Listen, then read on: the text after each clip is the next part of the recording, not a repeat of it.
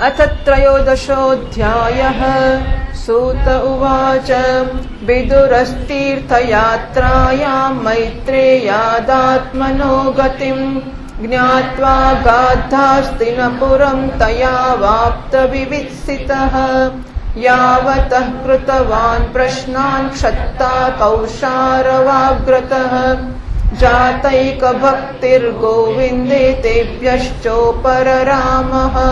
तं बन्धुमागतं दृष्ट्वा धर्मपुत्रः सहानुजः। धृतराष्ट्रो युयुत्सुश्च सूतः शारद्वतः पृथा।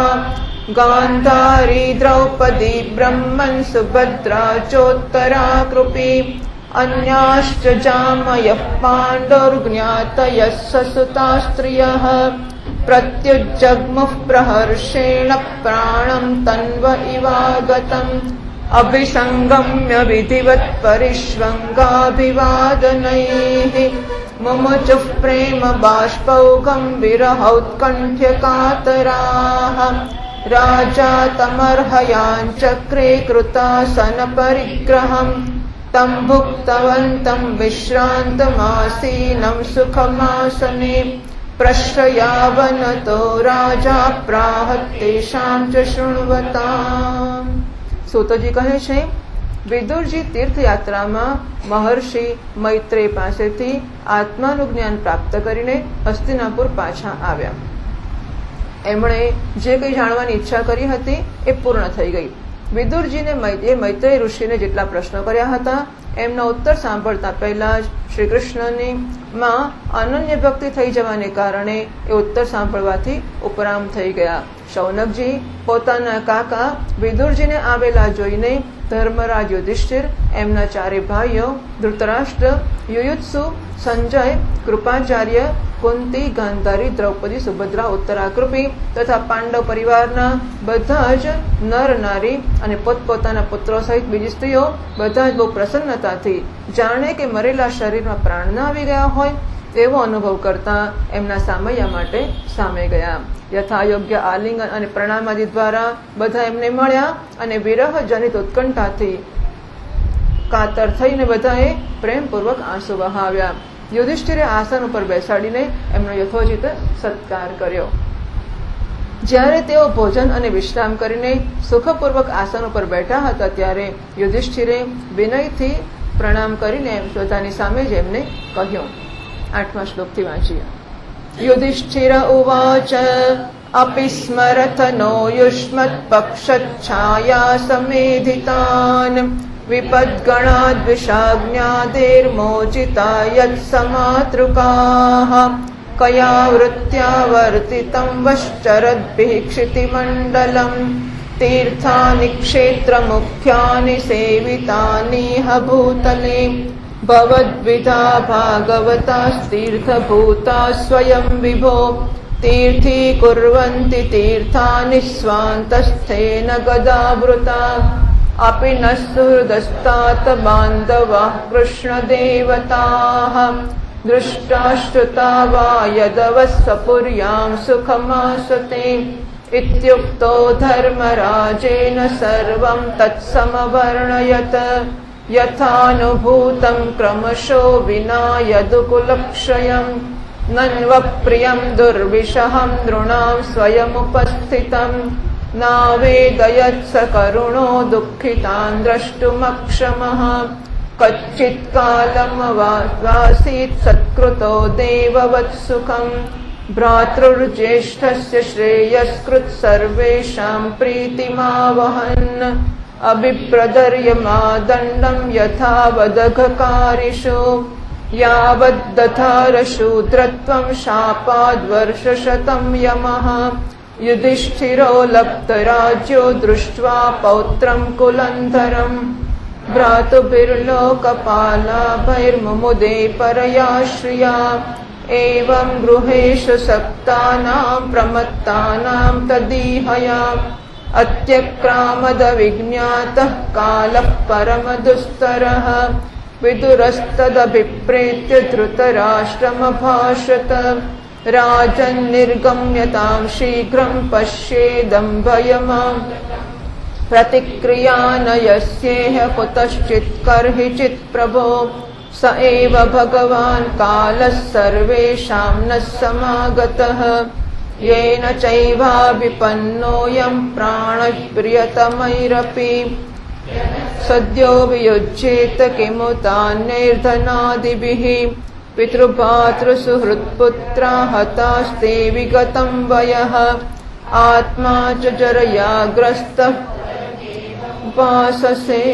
ओम યુધિષ્ઠિર કહે છે, ચાચાજી, જેવી રીતે પક્ષી પોતાના ઈંડાઓને પાંખોની છાયાની નીચે રાખીને એમને સેવે છે અને એમનામાં વૃદ્ધિ કરાવે છે, તેવી રીતે આપે અત્યંત વાત્સલ્યથી પોતાના કરકમળોની છત્રછાયામાં અમને લોકોને પાળ્યા પોષ્યા છે. વડીલોને કેમ મળાય ને, કેવી સરસ વસ્તુઓ છે. આ બધી બહુ શીખવા જેવી છે કે આમ એટલે એનાથી ભાવના કેવી જન્મશે. પછી આ પ્રકારનો જયારે વ્યવહાર હશે તો ઝઘડો થવાનો તો પ્રશ્ન જ નહીં આવે. અને એ વડીલે આશીર્વાદ જ આપવા પડશે. વડીલ આવ્યા હોય ગમે તેવા મગજવાળા હોય, પણ જો આવે એમને પ્રણામ કર્યા હોય અને કહ્યું હોય કે હે વડીલ, હે દાદાજી, કે હે કાકાજી, કે હે મામાજી, જે હોય તે આપ તો કેવા ઉદાર છો અને જેવી રીતે પંખી ઈંડાઓને સેવે છે પોતાની પાંખોની છાયામાં, એમ આપે કૃપા કરીને અમારું સેવન કર્યું છે એમ કહીને પ્રણામ કરીએ તો એ વડીલોએ વડીલપણું દાખવવું જ પડશે ને. બંને પ્રકારના સંબંધ આપણે એટલે અભિવાદનશીલસ્ય નિત્યમ વૃદ્ધોપસેવિનઃ ચત્વારી તસ્ય વર્ધન્તે આયુર્વિદ્યા યશોબલમ. જે અભિવાદન કરવાના સ્વભાવવાળા છે, અભિવાદનશીલસ્ય નિત્યમ વૃદ્ધોપસેવિનઃ, અને હંમેશા વૃદ્ધોનું સેવન કરવાનો જેમનો સ્વભાવ છે, તસ્ય ચત્વારી વર્ધન્તે, એની 4 વસ્તુ વધે છે. આયુર્વિદ્યા યશોબલમ, આયુષ્ય, વિદ્યા, યશ અને બળ. તો એક તો આવા સુભાષિતોને કારણે એટલે એવી રીતના સંસ્કાર છે માટે પણ કરે છે, અને પરસ્પર જયારે બંને એક પ્રકારનો વ્યવહાર હશે તો આપોઆપ કુટુંબની આદરની પ્રથા ચાલતી રહેશે. તો જો કાકાજી આવ્યા છે કે આપે કેવી સરસ રીતે અમને પોષ્યા છે, વળી વારંવાર આપે અમને અને અમારી માતાને વિષદાન અને લાક્ષાગૃહના દાહ વગેરે વિપત્તિઓમાંથી બચાવે છે. વિદુરજીનો ખૂબ મોટો રોલ છે મહાભારતની અંદર. વિદુરજીનો ખૂબ મહાન ફાળો છે, અને કેવા કેવા નિષ્ણાત લોકો હશે. વિદુર નીતિ એમનાથી લખાઈ છે, પણ આ અત્યંત કુશળ મંત્રી, એટલે પેલા ભીષ્મને બધાને ગુસ્સો ચડે ને તો તારી નીતિ શું કે છે આની અંદર, એટલે નીતિની બધી જ બાબતોની એમને ખબર હોય, અને એ પ્રમાણ કહેવાય છે. વિદુરજી નીતિની બાબતોમાં પ્રમાણ છે, એટલે રાજનીતિ જે નીતિ પૂછવી હોય વિદુરજીને પૂછવાની, એટલે એમણે ખૂબ મદદ કરી છે આ લોકોને. શું આપ ક્યારે અમને લોકોને યાદ કરો છો ખરા? આપે પૃથ્વી પર વિચરણ કરતી વખતે કયા પ્રકારની વૃત્તિથી જીવન નિર્વાહ કર્યો? આપે પૃથ્વી તળ ઉપર કયા કયા તીર્થો અને મુખ્ય ક્ષેત્રોનું સેવન કર્યું? હે પ્રભુ, આપના જેવા ભગવાનના પ્યારા ભક્તો સ્વયં તીર્થ સ્વરૂપ હોય છે.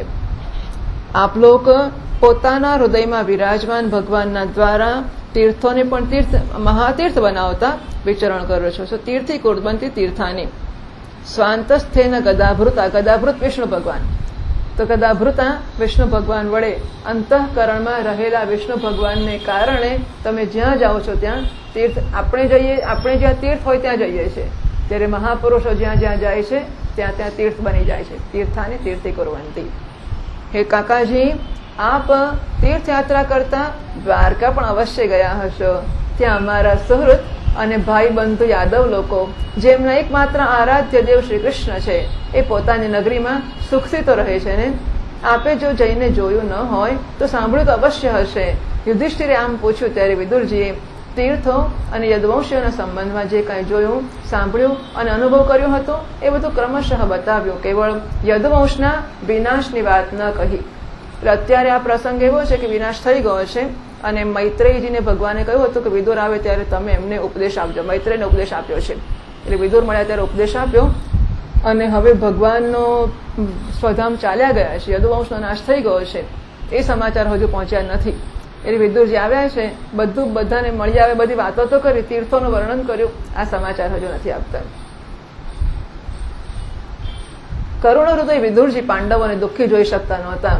આથી એમણે આ અપ્રિય અને અસહ્ય ઘટના પાંડવોને ના સંભળાવી. સત્યમ બ્રુયાત પ્રિયમ બ્રુયાત, ના બ્રુયાત સત્યમ અપ્રિયમ. એટલે સાચું તો બોલવું, પણ લાઈનસર કહી દઉં. તમે પૂછો એટલે મેં તો કહી દીધું. અરે એમ ના કહેવાય, વિવેક રાખવો પડે કે ક્યારે શું કહેવું અને ક્યારે કેટલું ના કહેવું. કારણ કે એ તો સ્વયં પ્રગટ થનારી જ હતી, આજે નહીં તો કાલે તો વાગતી વાગતી આવવાની છે. શા માટે આપણે અત્યારથી કહેવું? પાંડવ વિદુરજીને દેવતા સમાન સેવા સત્કાર કરતા હતા. એ કેટલાક દિવસો સુધી પોતાના મોટા ભાઈ ધૃતરાષ્ટ્રની કલ્યાણ કામનાથી બધા લોકોને પ્રસન્ન કરતા સુખપૂર્વક હસ્તિનાપુરમાં રહ્યા. વિદુરજી સાક્ષાત ધર્મરાજ હતા. માંડવ્ય ઋષિના શાપથી એ 100 વર્ષને માટે શૂદ્ર બની ગયા હતા. આ બધું યાદ રાખવાનું તો અશક્ય, એટલે મારે માટે તો અશક્ય જ છે, પણ છતાં થોડું ઘણું સમજી લે. ધૃતરાષ્ટ્ર, પાંડુ, ધૃતરાષ્ટ્ર, વિદુરજી, આ બધાના સંબંધો હા એ આપ્યું છે, મને ખબર છે. પણ ધૃતરાષ્ટ્ર અને વિદુર ભાઈ છે. વિદુરજી છે એ સૂતપુત્ર છે. એટલે શું થયું? શાંતનુ રાજા અને ભીષ્મ, સત્યવતી અને એમના પ્રિયવ્રત અને વિચિત્રવીર્ય, ઓકે, તો એક કંઈક મરી ગયો અને એક લગ્ન પછી મરી ગયો, પણ એ બંનેના સંતાનો ના થયા. અને પછી સંતાનને માટે સત્યવતી આજ્ઞા આપી. એટલે એ બંનેની પત્નીઓ અને વ્યાસજીને બોલાવ્યા. બરાબર. એટલે વેદવ્યાસ અને આ વિચિત્રવીર્ય અને આની પત્નીઓ, એમાં એકવાર હતી એક પત્ની, તો એ પેલા વેદવ્યાસનું સ્વરૂપ આમ કહે છે કે કાળું કાળું એવું હતું, તો જોઈને બી ગઈ, એની આંખો બંધ થઈ ગઈ. એનો દીકરો જન્મ્યો, આંધળો જન્મ્યો, ધૃતરાષ્ટ્ર. બીજી હતી એ વેદવ્યાસને જોઈને ફિક્કી પડી ગઈ, એટલે એનો દીકરો જન્મ્યો પાંડુ. એટલે પછી દાસીને બોલાવી અને દાસી અને વેદવ્યાસનો નિયોગ કરવામાં આવ્યો. એમાંથી જન્મ્યા એ વિદુરજી, એટલે દાસી પુત્ર કે સૂત પુત્ર કહેવાય છે. પણ છતાં પાંડુ ધૃતરાષ્ટ્ર અને વિદુર ભાઈઓ થયા આ રીતે. બરાબર.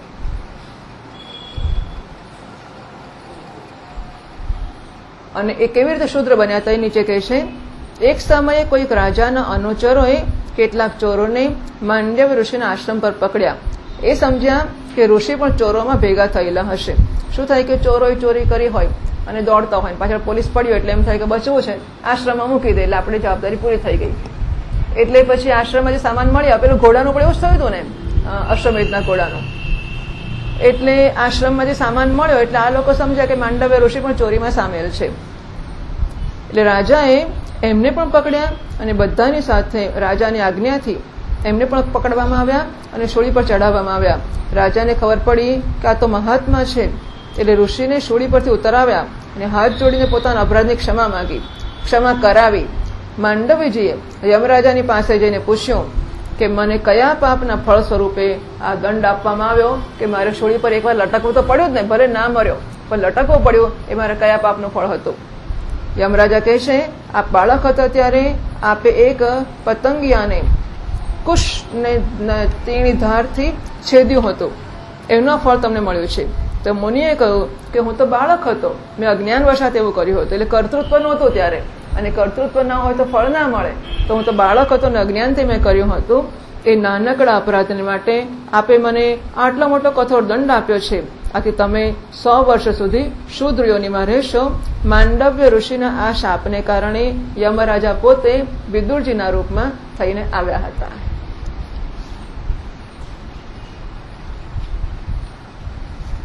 આટલા દિવસો સુધી યમરાજાના પદ ઉપર અર્યમા હતા અને એ જ પાપીઓને ઉચિત. હવે યમરાજા નીચે આવી ગયા તો પછી યમરાજાની ખુરશી ખાલી પડી ગઈ ને, એટલે અર્યમા છે એ યમરાજા હતા એ વખતે, અને પાપીઓને ઉચિત દંડ આપતા હતા. રાજ્ય પ્રાપ્ત થઈ ગયો ત્યારે પોતાના લોકપાળ સરખા ભાઈઓની સાથે રાજા યુધિષ્ઠિર વંશધર પરીક્ષિતને જોઈને પોતાની અતુલ સંપત્તિથી આનંદિત રહેવા લાગ્યા. આ પ્રકારે પાંડવ ગૃહસ્થના કામ ધંધાઓમાં રમણ કરવા લાગ્યા અને એમને પાછળથી પછી એક પ્રકારથી એ વાત ભૂલાઈ જ ગઈ કે અજાણતા પણ આપણું જીવન મૃત્યુ તરફ જઈ રહ્યું છે. જોત જોતામાં જ એમની સામે એ સમય આવી પહોંચ્યો જેને કોઈ ટાળી શકતું નથી. પરંતુ વિદુરજીને કાળની ગતિની ખબર હતી. એમણે પોતાના મોટા ભાઈ ધૃતરાષ્ટ્રને કહ્યું, મહારાજ જુઓ, હવે મહાન ભયંકર સમય આવી ગયો છે, ઝટપટ અહીંથી નીકળી જાઓ. અમે બધા લોકોને, એટલે હું જોઈ શકું છું તે બધા લોકોના માથા ઉપર હવે સર્વ સમર્થ કાળ છે એ ચક્કર મારી રહ્યો છે, જેને ટાળવાનો ક્યાંય પણ કોઈ પણ ઉપાય નથી. કાળને વશીભૂત થઈને આપણે વાંચવાનું બાકી છે ને, 21 સુધી વાંચ્યું છે. કાળને વશીભૂત થઈને જીવને પોતાના પ્રિયતમ પ્રાણોથી પણ વાતમાં વિયોગ થઈ જાય છે. પછી ધન, મનુષ્ય વગેરે બીજી વસ્તુઓની તો વાત જ શી કરવી. આપના કાકા, તાવ એટલે મોટા કાકા છે, મોટા કાકા, ભાઈ, સગા સંબંધી અને પુત્ર બધા તો મર્યા જ છે. આપની ઉંમર પણ હવે થઈ છે, શરીર ઘડપણનો શિકાર થઈ ગયું છે, આપ પારકા ઘરમાં પડ્યા છો. 22મા શ્લોકથી વાંચીએ. અહો મહીયસી જંતોર્જીવિતાશાયયા ભવાન ભીમાપવર્જિતમ પિંડમાદત્તે ગૃહપાલવત અગ્નિર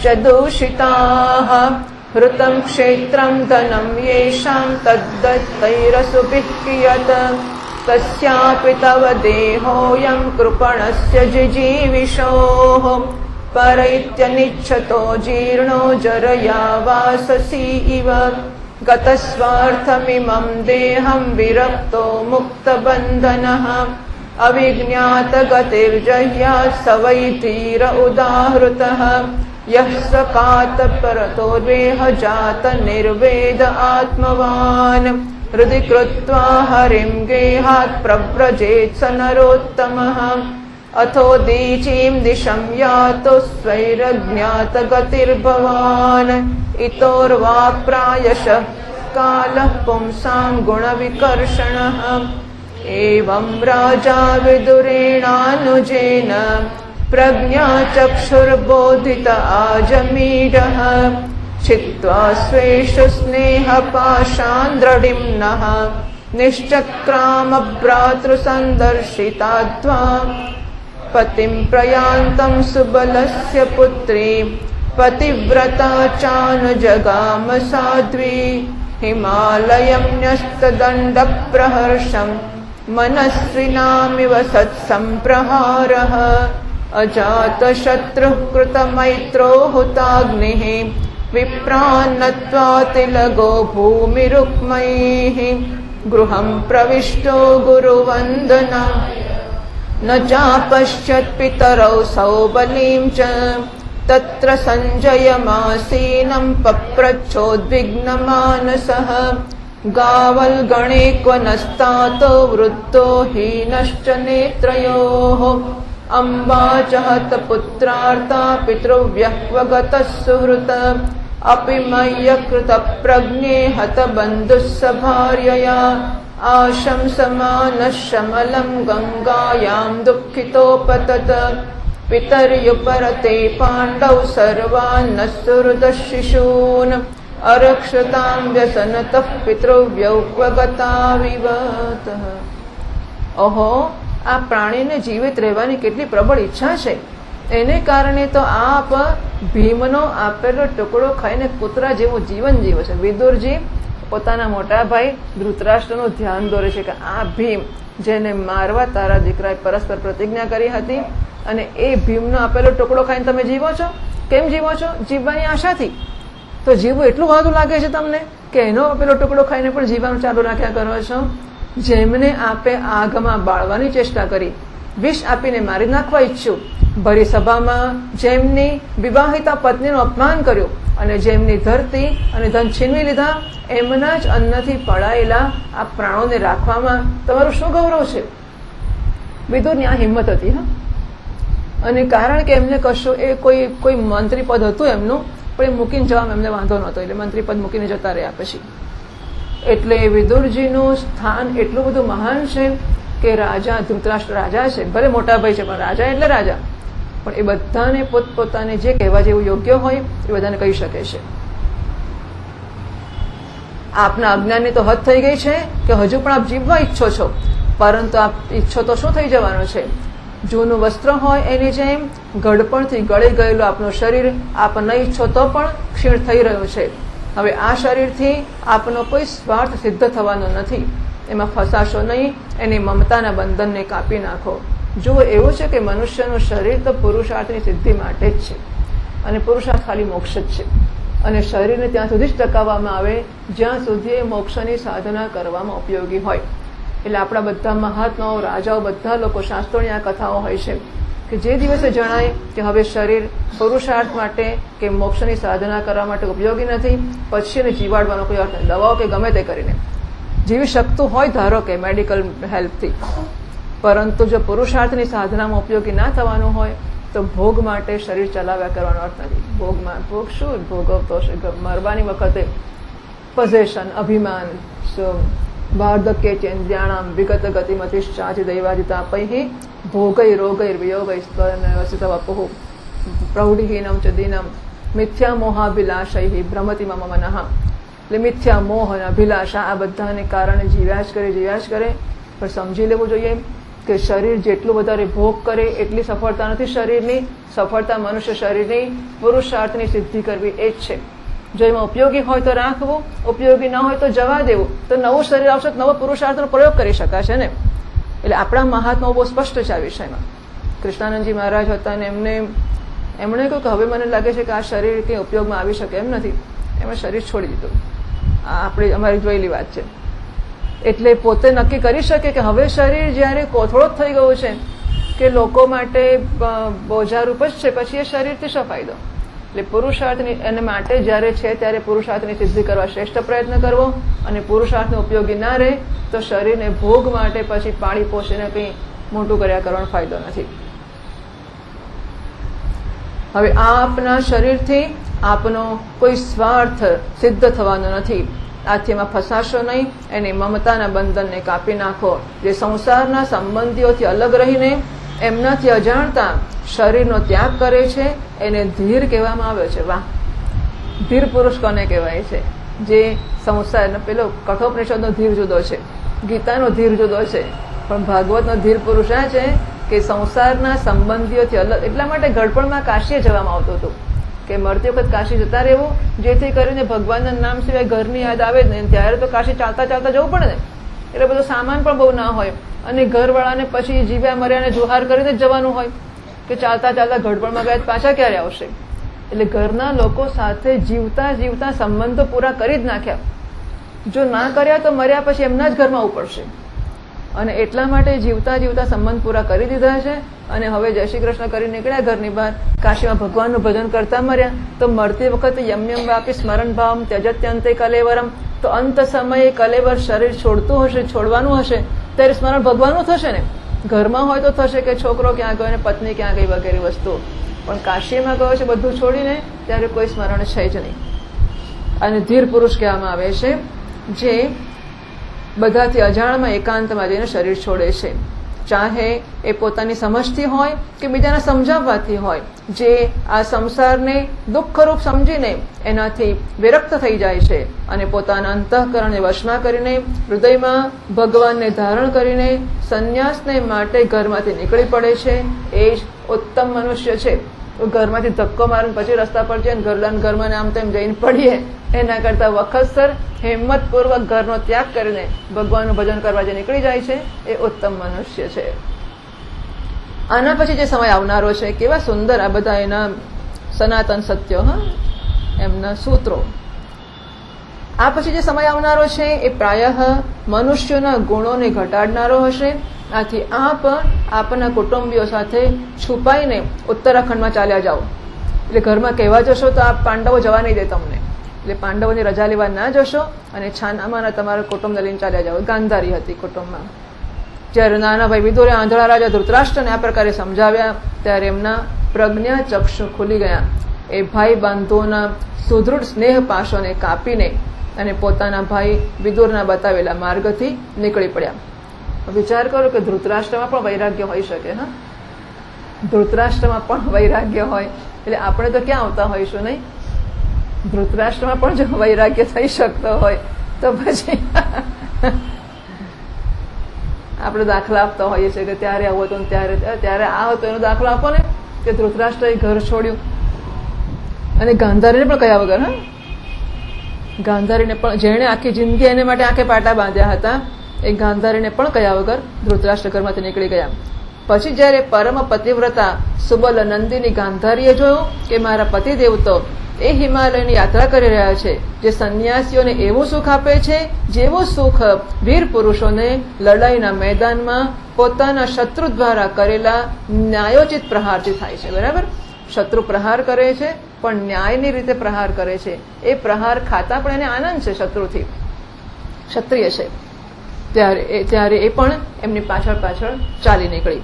અજાત શત્રુ યુધિષ્ઠિરે પ્રાતઃકાળે સંધ્યાવંદન તથા અગ્નિહોત્ર કરીને બ્રાહ્મણોને નમસ્કાર કર્યા, એમને તલ, ગાય, ભૂમિ અને સુવર્ણનું દાન કર્યું. અને પછી જયારે એ ગુરુજનોની ચરણ વંદના કરવાને માટે રાજમહેલમાં ગયા ત્યારે એમણે ધૃતરાષ્ટ્ર, વિદુર અને ગાંધારીના દર્શન ના થયા. દરરોજનો કાર્યક્રમ હતો કે સવારમાં ઉઠીને સ્નાન આદિ કરીને સંધ્યાવંદન કરવાના, અગ્નિહોત્ર કરવાના, બ્રાહ્મણ નમસ્કાર કરવાના, દાન કરવાનું અને પછી વડીલોને પ્રણામ કરવા નીકળવાનું. દિવાળી કે બેસતું વર્ષે નહીં, દરરોજે. યુધિષ્ઠિરે ઉદ્વિગ્ન ચિત્ત થઈને ત્યાં બેઠેલા સંજયને પૂછ્યું, સંજય, મારા વૃદ્ધ અને નેત્રહીન પિતા ધૃતરાષ્ટ્ર ક્યાં છે? પુત્ર શોકથી પીડિત દુઃખી માતા ગાંધારી અને મારા પરમ હિતેચ્છુ કાકા વિદુરજી ક્યાં ચાલ્યા ગયા? મોટા કાકા પોતાના પુત્રો અને બંધુ બાંધવોના મરવાથી દુઃખી હતા. હું તો અત્યંત મંદ બુદ્ધિ છું. ક્યાંક મારાથી કોઈ અપરાધની આશંકા કરીને એ માતા ગાંધારી સહિત ગંગાજીમાં તો નથી કૂદી પડ્યા? એટલે મેં તો કશું કર્યું નથી, પણ એમને એવું લાગ્યું હોય કે મેં ખોટું કર્યું છે અપરાધની આશંકાથી. એટલે મેં અપરાધ નથી કર્યો, પણ એમને કદાચ એવું લાગ્યું હોય કે મેં અપરાધ કર્યો, એના કારણે બંને પતિ પત્ની ગંગામાં કૂદી તો નથી પડ્યા. જયારે અમારા પિતા પાંડવોનું મૃત્યુ થઈ ગયું હતું અને અમે લોકો નાના નાના બાળકો હતા ત્યારે આ બંને કાકાઓએ બહુ મહાન દુઃખોમાંથી અમને બચાવ્યા હતા, અમારા ઉપર બહુ પ્રેમ રાખતા હતા. અરે રે, અહીંથી ક્યાં ચાલ્યા ગયા? 34મા શ્લોકથી.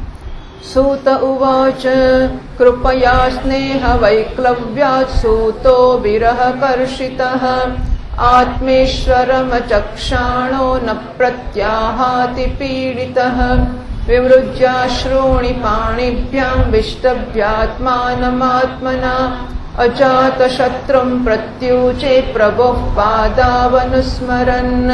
સંજય ઉવાચ નાહં વેદ વ્યવસિતં પિત્રોર્વઃ કુલનંદન ગાંધાર્યા વા મહાબાહો મુષિતોસ્મિ મહાત્મભિઃ અથા જગામ ભગવાન નારદઃ સહ તુંબુરુઃ પ્રત્યુત્થાયાભિવાદ્યાહ સાનુજોભ્યર્ચયન્નિવ. યુધિષ્ઠિર ઉવાચ નાહં વેદ ગતિં પિત્રોર્ભગવन् ક્વ ગતાવિતઃ અંબા વાહત પુત્રાર્તા ક્વ ગતા ચ તપસ્વિની કર્ણધાર ઇવાપારે ભગવાન પારદર્શકઃ અથા બભાષે ભગવાન નારદો મુનિસત્તમઃ મા કંચન શુચો રાજન યદીશ્વર વશં જગત લોકા સપાલા યસ્યે વહંતિ બલિમીશિતુઃ સસંયુનક્તિ ભૂતાનિ સ એવ વિયુનક્તિ ચ યથા ગાવો નસી પ્રોતસ્તન્ત્યાં બદ્ધા સ્વદામભિઃ વાક્તન્ત્યાં નામભિર્બદ્ધા વહંતિ બલિમીશિતુઃ. સૂતજી કહે છે, સંજય પોતાના સ્વામી ધૃતરાષ્ટ્રને ન જોઈને કૃપા એટલે દુઃખ અને સ્નેહની વ્યાકુળતાથી અત્યંત પીડિત થઈ ગયા અને વિરહાતુર થઈ રહ્યા હતા. એ યુધિષ્ઠિરને કઈ ઉત્તર ન આપી શક્યા. પછી ધીમે ધીમે બુદ્ધિ દ્વારા એમણે પોતાના ચિત્તને સ્થિર કર્યું, હાથથી આંસુ લૂછ્યા અને પોતાના સ્વામી ધૃતરાષ્ટ્રના ચરણોનું સ્મરણ કરીને યુધિષ્ઠિરને કહેવા લાગ્યા સંજય. સંજય કહે છે, હે કુળ, એટલે સંજયને કહે ધૃતરાષ્ટ્ર એમના સ્વામી. હવે સંજય તો દ્રષ્ટિવાળો હતો અને એ બધું જોતો હતો અને એ મુખ્યત્વે પાંડવોના પક્ષનો હતો, પણ ધૃતરાષ્ટ્ર સ્વામી હતા એના. અને સ્વામી ભક્તિ એ હતી કે સ્વામીને મહાભારત સંભળાવ્યું, અત્યારે ગયા છે તો એ દુઃખી છે કે અરે રે મારા સ્વામી ચાલ્યા ગયા છે. પછી ધીમે ધીમે બુદ્ધિ સ્થિર કરી અને હવે કહેવા લાગ્યા, હે કુળનંદન, મને આપના બંને કાકાઓ અને ગાંધારીના સંકલ્પની એટલે કે એમના જે મનમાં સંકલ્પ ચાલતા છે, વિચારો, એના વિશે કંઈ જ ખબર નથી. હે મહાબાહુ, મને તો એ મહાત્માઓએ છેતર્યો છે. સંજય આવી રીતે કહી જ રહ્યા હતા એટલામાં તંબુરો લઈને દેવર્ષિ નારદજી ત્યાં આવી પહોંચ્યા. મહારાજ યુધિષ્ઠિરે ભાઈઓ સહિત ઉઠીને એમને પ્રણામ કર્યા અને એમનું સન્માન કરતા બોલ્યા, યુધિષ્ઠિર કહે છે, હે ભગવાન, મને આપના બંને કાકાઓ, મને મારા બંને કાકાઓને કાંઈ ખબર નથી પડતી. કોણ જાણે તે બંને અને પુત્ર શોકથી વ્યાકુળ તપસ્વીની માતા ગાંધારી અહીંથી ક્યાં ચાલ્યા ગયા? હે ભગવાન, અપાર સમુદ્રમાં કર્ણધાર સમાન આપ જ અમારા પારદર્શક છો. પારદર્શક એટલે આપણે ટ્રાન્સપેરન્ટ, આર પાર દેખાય એવા. અહીં પારદર્શક એટલે કિનારો બતાવનારા. હા, કિનારો, પાર એટલે બીજો કિનારો, કિનારો બતાવનારા છો. ત્યારે ભગવાનના પરમ ભક્ત ભગવાનમય દેવર્ષિ નારદે કહ્યું, ધર્મરાજ, તમે કોઈને માટે શોક ન કરશો, કારણ કે આખું જગત ઈશ્વરના વશમાં છે. સમસ્ત લોક અને લોકપાલ વિવશ થઈને ઈશ્વરની જ આજ્ઞાનું પાલન કરી રહ્યા છે. તે એક પ્રાણીને બીજા સાથે મેળવે છે અને તે જ એમને અલગ કરે છે. જેવી રીતે બળદ મોટા દોરડામાં બાંધેલા અને નાની દોરડીથી નાખેલા રહીને, એટલે ગળા ઉપર મોટી દોરડી બાંધી હોય અને પેલું નાકમાં કાણો પાડીને કર્યું હોય એ નાની દોરડી હોય. એમ બળદ સ્વામીનું વજન ખેંચે છે, એવી રીતે મનુષ્ય પણ વર્ણાશ્રમાદિ અનેક પ્રકારના નામોથી વેદરૂપ દોરડીમાં બંધાઈને ઈશ્વરની જ આજ્ઞાનું અનુસરણ કરે છે.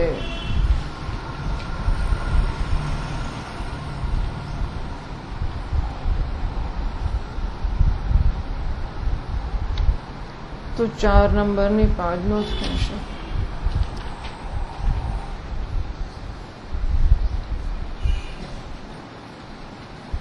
હા, ના હમ વેદ વ્યવસ્થિતમ, ત્યાં 4 નંબરની 5નો જ છે. અહીં એટલે બીજા પાઠમાં બીજા પ્રકારના શ્લોકો છે. અહમ વ્યવસ્થિતમ રાત્રો પિત્રોસ્તે કુલનંદન નવેદ સાધ્વ્યા ગાંધાર્યા મોષિતોસ્મિ મહાત્મભિ એતસ્મિન અંતરે વિપ્ર નારદ પ્રત્યદૃશ્યત વીણામ ત્રિતંત્રીમ ધ્વનયન ભગવાન સહ તંબુરુઃ રાજા નતોપનીતાર્ઘ્યઃ પ્રત્યુત્થાયાભિવંદિતમ પરમાસનાસીનમ પૌરવેન્દ્રભ્યભાષત નાહં વેદ ગતિમ પિત્રોઃ ભગવાન ક્વ ગતાવિતિ કર્ણધારી વાપરિસિદ્ધાં પારદર્શકઃ. નારદ ઉવાચ મા કંજન શુચો રાજન યદીશ્વર વશે જગત લોકાઃ સપાલા યસ્ય વહંતિ બલિમેષિતુઃ. ઠીક, 42માં શ્લોકથી વાંચીએ. यथा क्रीडोपस्काराणां संयोग विगमाविह इच्छया क्रीडितुः स्यातां तथैवेषेच्छया नृणां यन्मन्यसे ध्रुवं लोकमध्रुवं वा न चोभयं सर्वथा न हि शोच्यास्ते स्नेहादन्यत्र मोहजात् तस्माज्जह्यङ्गवैक्लव्यमज्ञानकृतमात्मनः कथं त्वनाथः कृपणावर्तेरंस्ते च मां विना कालकर्मगुणाधीनो देहोऽयं पाञ्चभौतिकः कथमन्यास्तु गोपाये सर्पग्रस्तो यथा परम् अहस्तानि सहस्तानामपादानि अपदानि चतुष्पदां फल्गोनि तत्र महतां जीवो जीवस्य जीवनम् तदिदं भगवान् राजन्नेक आत्मात्मनां स्वदृक्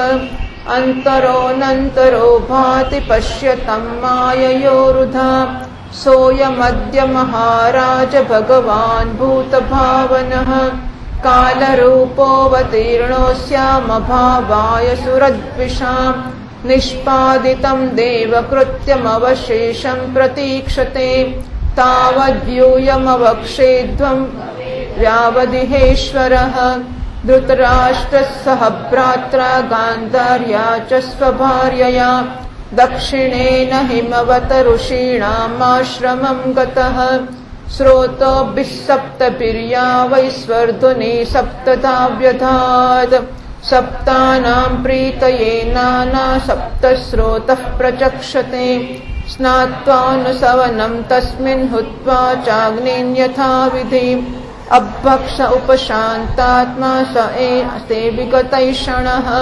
जितासनो जितश्वासः प्रत्याहृतषडिन्द्रियः हरिभावनया ध्वस्तरजस्तत्त्वतमोमलः विज्ञानात्मनि संयोज्य क्षेत्रज्ञे प्रविलाप्यतम् ब्रह्मण्यात्मानमाधारे घटाम्बरमिवाम्बरे ध्वस्तमाया गुणोदर्को निरुद्धकर्णाशयः निवर्तिताखिलाहार आस्ते स्थाणुरिवाचलः तस्यान्तरायो मैवाभूसन्न्यस्ताखिलकर्मणः स वा अद्यतनाद्राजन् परतः पञ्चमेहने कलेवरं हास्यति स्वं तच्च भस्मी भविष्यम् ह्यमानेऽग्निभिर्देहे पत्युः पत्नी सहोटजे बहिस्थिता पतिं साध्वी तमग्निमनुवेक्ष्यते विदुरस्तु तदाश्चर्यं निशाम्य कुरु नन्दन हर्षशोकयुतस्तस्माद् गन्ता तीर्थनिषेवकः इत्युक्त्वाथारुहत् स्वर्गं नारदः सह तुम्बुरुः युधिष्ठिरो वचस्तस्य हृदि कृत्वा जहाशुचः। જેમ સંસારમાં ખેલાડીની ઈચ્છાથી જ રમકડાઓનો સંયોગ અને વિયોગ થાય છે, એમ ભગવાનની ઈચ્છાથી જ મનુષ્યનું મળવાનું અને છૂટા પડવાનું થાય છે. તમે લોકોને જીવરૂપથી નિત્ય માનો અને દેહરૂપથી અનિત્ય અથવા જળરૂપથી અનિત્ય અને ચેતન રૂપથી નિત્ય અથવા શુદ્ધ બ્રહ્મ રૂપમાં નિત્ય અનિત્ય કાંઈ પણ ન માનો. કોઈ પણ અવસ્થામાં મોહજન્ય આસક્તિ સિવાય એ શોક કરવા યોગ્ય નથી. એટલે શોક તો અશોચ આનંદ વશોચ, શોકને યોગ્ય તો કોઈ છે જ નહીં, કોઈ પ્રકારથી શોકનું કારણ નથી. આથી હે ધર્મરાજા, એ દીન દુઃખી કાકા કાકી અસહાય અવસ્થામાં મારા વગર કેવી રીતે રહેશે? આ અજ્ઞાનજન્ય મનની વ્યાકુળતાને છોડી દો. બહુ લોકોને, કદાચ બધા લોકોને થાય છે કે મારા વગર થશે શું? ગમે તેમ તો ઘર તો જ ચલાવું છું ને, ગમે તેમ તો છોકરા તો હું જ ઉછેરું છું ને, ગમે તેમ તો રસોઈ તો જ બનાવું છું, મારા વગર થાય શું? હવે બધાના ઘરમાં બધા વગર આપણે જોઈએ છીએ. કોઈકના ઘરમાં પત્ની મરી ગઈ, કોઈના ઘેર પતિ મરી ગયા, કોઈને ઘેર છોકરા મરી ગયા, કોઈને ઘેર શુંનું શું થઈ ગયું, અને બધાના ઘરો ચાલે છે, કોઈને તકલીફ નથી પડી. એટલે કોઈ કશું ચલાવતું નથી ભાઈ, એ તો ચાલવાનું જ હતું. શકટોનો ભાર જેમ શ્વાન તાણે એ પોતાની રીતે જ ચાલવાનું હતું. આપણે નીચે નીચે ચાલીને કહે એ તો હું જ ચલાવું છું, મારા વગર ચાલતું નથી એવું. બાકી દુનિયા કેવળ અને કેવળ પોતાની રીતે જ ચાલતી હોય છે. અને જો અત્યારે તો ખરેખર એવું હતું કે આંધળી બંને આંધળા છે. આમ તો ગાંધારી આંખો વાળીમાં પટ્ટી એટલે આંધળી જ છે. તો ગાંધારી અને ધૃતરાષ્ટ્ર બંને ઘરડા છે ને આંધળા છે. તો યુધિષ્ઠિર વિચાર કરી શકે ને કે વિચારનો શું થશે જંગલમાં મારા વગર? અમે લોકો સેવા કરીએ છીએ, મારા વગર થશે શું? કે ચિંતા ના કરે, એમની સેવા એમનું નસીબ જ કરે છે. આયુષ્ય રક્ષણ કરે છે અને પ્રારબ્ધ સેવા કરે છે. પ્રારબ્ધ જ્યાં જઈએ ત્યાં જોડે જ છે. જ્યાં પ્રારબ્ધ હશે સેવા થશે, ને તો ઘરમાં રહેશો તો એ સેવા નહીં થાય.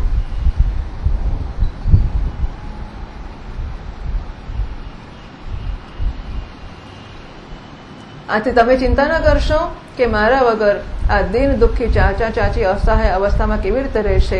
આ અજ્ઞાનજન્ય મનની વ્યાકુળતાને છોડી દો. આ પાંચ ભૌતિક શરીર કાળ, કર્મ અને ગુણોના વશમાં છે. અજગરના મોંમાં પડેલા પુરુષની જેમ આ પરાધીન શરીર બીજાનું રક્ષણ શું કરી શકવાનું છે? અરે રક્ષણ કરનારો છે એ તો બિચારો મોતના મોંમાં પડેલો છે, એ શું રક્ષણ કરશે? એક નારાયણ જ છે જે મોતથી મુક્ત છે, તો રક્ષણ એ કરી શકે ને.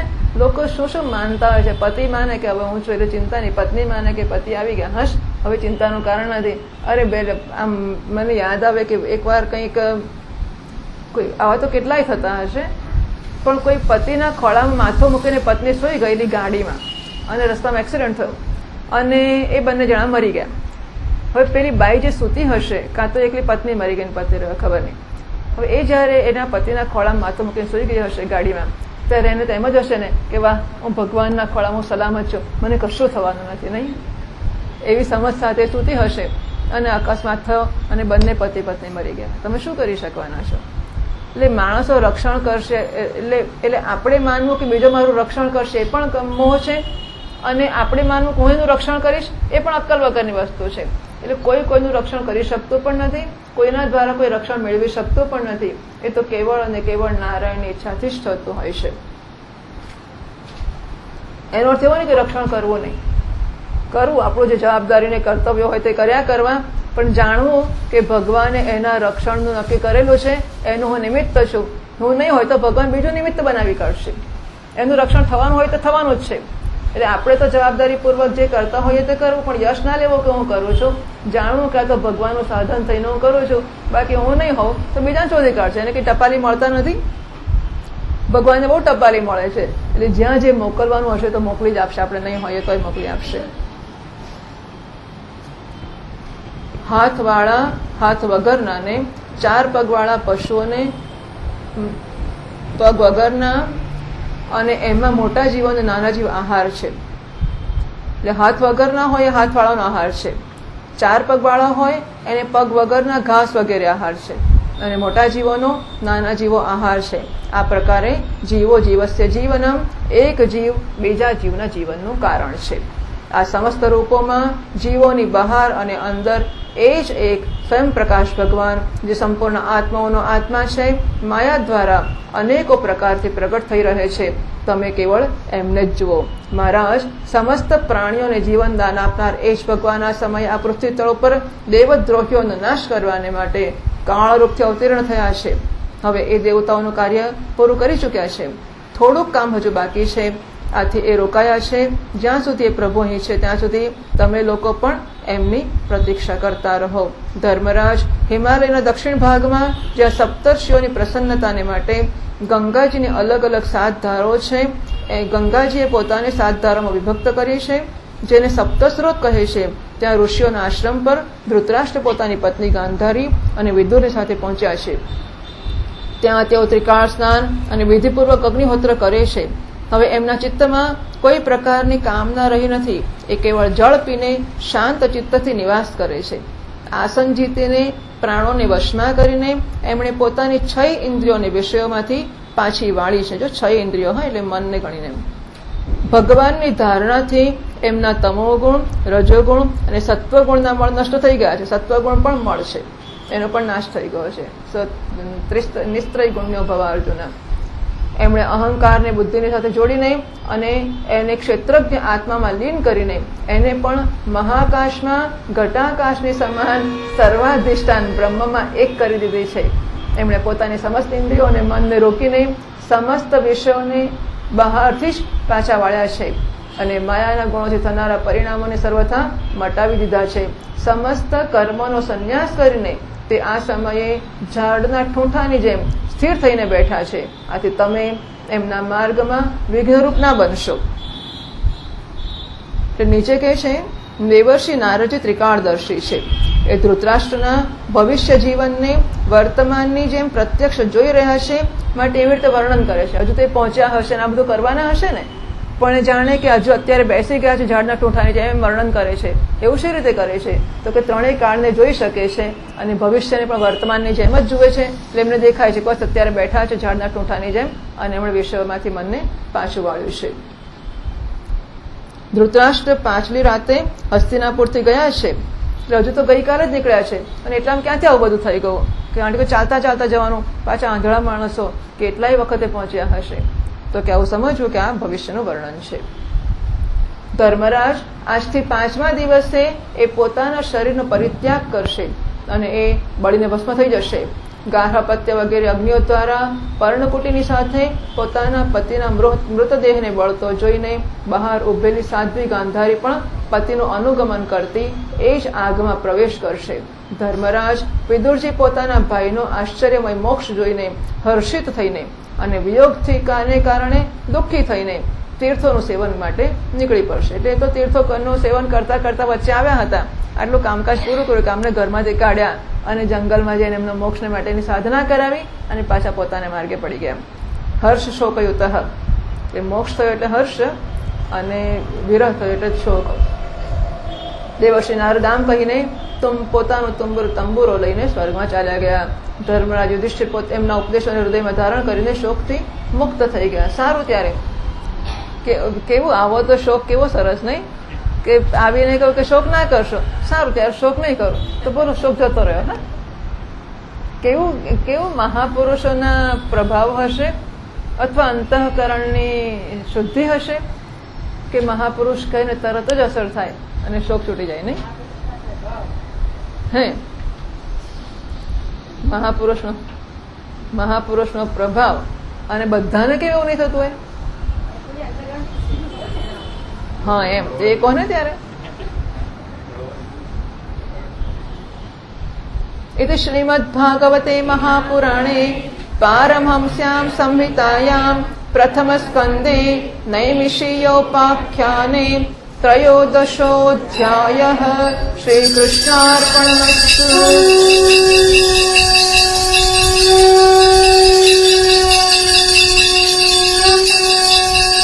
श्री कृष्ण चंद्र भगवान की